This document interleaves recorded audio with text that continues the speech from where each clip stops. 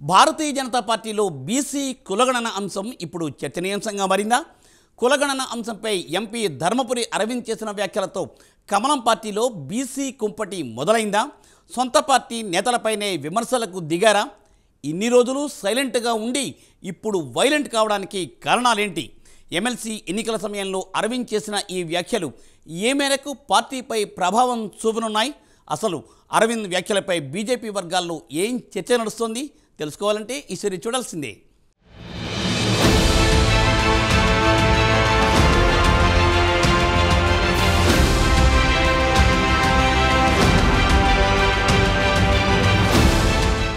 రాజకీయాల్లో కులం కాదు గుణం ముఖ్యమని ఎంపీ ధర్మపురి అరవింద్ అన్నారు.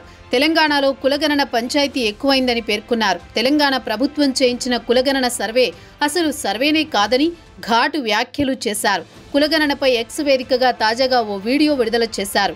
ప్రభుత్వం కులాల వారీగా జనసంఖ్యను ఇంకా అధికారికంగా విడుదల చేయకముందే లీకులు ఇస్తోందని ఆయన ధ్వజమెత్తారు.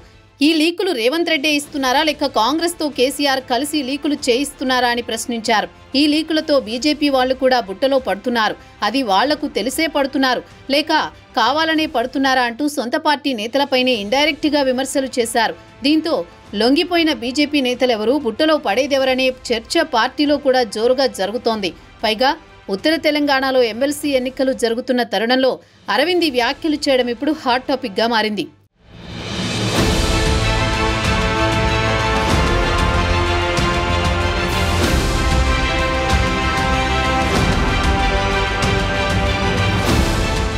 మరోవైపు తెలంగాణ ప్రభుత్వం చేపట్టిన కులగణన అంశంపై బీజేపీ నేతలు కేవలం ఇది తప్పుడు సర్వే అని చెప్పడం మినహాయించి అధికారిక లెక్కలను బయటపెట్టాలని ఇప్పుడు వరకు ఎక్కడా కోరిన దాఖలాలు లేవు. అయితే ఇటీవల ఎంపీ అరవింద్ లెక్కలతో సహా బయటపెట్టాలని డిమాండ్ చేశారు. ఒకవేళ ప్రభుత్వం అధికారికంగా ప్రకటించినా వాటిని తాను తప్పు అని తేలుస్తానని ప్రభుత్వానికి సవాల్ కూడా విసిరారు. అరవింద్ వ్యాఖ్యలు చేసిన తర్వాత కొంతమంది నేతలు కులగణనపై లెక్కలతో సహా ప్రభుత్వాన్ని ప్రశ్నించాల్సిన పరిస్థితి ఏర్పడింది. ఇక్కడి వరకు బాగానే ఉన్నా బీజేపీ వాళ్లు ఎవరికి లొంగిపోయారనే అంశం ఇప్పుడు చర్చనీయాంశంగా మారింది. అరవింద్ ఇక్కడితో ఆగకుండా మరో ముందడుగు వేసి వారి కులం పెద్దది వీరి కులం పెద్దదనే పంచాయతీ వేరే పార్టీలో ఉన్నా బీజేపీలో మాత్రం ఆ పంచాయతీ ఉండదని చెప్పారు. అలా చెబుతూనే అరవింద్ సొంత పార్టీ నేతలపై పరోక్షంగా విమర్శలు చేయడం హాట్ టాపిక్ గా మారింది. ఇదిలా ఉంటే ఇన్ని రోజులు కులగణన అంశంపై పెదవి విప్పని ఎంపీ అరవింద్ ఉన్న ఫలంగా దీనిపై మాట్లాడడం వెనుక ఆంతర్యమేంటని రాజకీయ వర్గాల్లో చర్చించుకుంటున్నారు.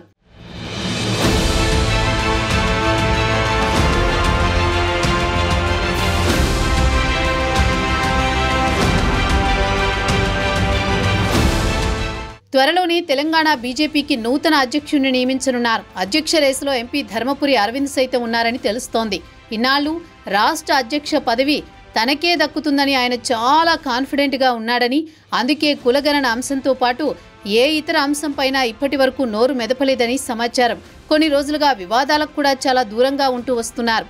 అయితే ఇటీవల ఢిల్లీలో జరిగిన పార్టీ కీలక నేతల సమావేశంలో తెలంగాణ రాష్ట్ర కొత్త బీజేపీ అధ్యక్షుడు అంశంపై స్పష్టత వచ్చినట్లు తెలుస్తోంది. ఈ విషయంలో అరవింద్ పేరును పరిశీలనలోకి తీసుకోలేదని, అధ్యక్షుడు ఎవరన్న అంశంపై ఇప్పటికే హైకమాండ్ ఒక క్లారిటీతో ఉన్నట్లు తెలుస్తోంది. అయితే అధ్యక్ష రేసు నుంచి అరవింద్ను కొందరు నేతలు కావాలని తప్పించారని ఆయన వర్గం భావిస్తోంది. రాష్ట్ర అధ్యక్ష పదవి వస్తుందని ఇన్ని రోజులు అరవింద్ సైలెంట్గా ఉన్నారని, అది రాదని తెలియడంతోనే మళ్లీ బీసీ కులగణన అంశాన్ని ఎత్తుకున్నారనే చర్చ రాజకీయ వర్గాల్లో జరుగుతోంది. అయితే ఈ అంశంపై అరవింద్ స్పందించారు. ఇన్ని రోజులు ఢిల్లీ ఎన్నికలపై ఫోకస్ పెట్టడంతో తెలంగాణ పాలిటిక్స్ పట్టించుకోలేదని స్పష్టతనిచ్చారు.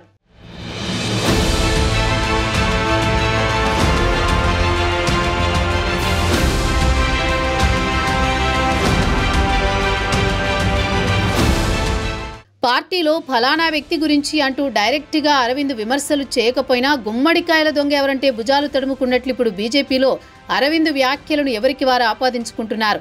వాస్తవంగా తెలంగాణ బీజేపీలో ధర్మపురి అరవింద్ కూడా ఒక ఫైర్ బ్రాండే. కేసీఆర్ కుటుంబంపై అప్పట్లోనే తీవ్ర విమర్శలు చేసి సంచలనం సృష్టించారు. బీఆర్ఎస్ అధికారంలో ఉన్నప్పుడు ఎన్నో అడ్డంకులు ఎదుర్కొని నాటి ప్రభుత్వం పైన పోరాటం చేశారు. నిజామాబాద్కు పసుపు బోర్డు తీసుకురావడంలో కీలక పాత్ర పోషించారు. తన వాగ్ధాటితో పార్టీకి మైలేజ్ తీసుకువచ్చారు. బండి సంజయ్, ధర్మపురి అరవింద్ వల్లే గత జీహెచ్ఎంసీ ఎన్నికల్లో బీజేపీకి 48 స్థానాలు దక్కాయని కూడా అప్పట్లో చెప్పుకున్నారు. బీజేపీ శ్రేణులను ఉత్సాహపరుస్తూ మరోవైపు ప్రజల్లో భావోద్వేగాలను పెంచడం బండి సంజయ్, ధర్మపురి అరవింద్ ముందుంటారు. ఈ క్రమంలో ఇప్పటి వరకు సైలెంట్గా ఉన్న ఎంపీ ధర్మపురి అరవింద్ కులగణన అంశంపై సొంత పార్టీ నేతలపైనే ఇండైరెక్ట్గా విమర్శలు చేయడం చూస్తుంటే ఈ పరిణామాలు పార్టీలో ఎక్కడికి దారితీస్తుందో అని పార్టీ శ్రేణుల్లో ఉత్కంఠ నెలకొంది. చూడాలి మరి ముందు ముందు ఏం జరుగుతుందో కమలం పార్టీలో.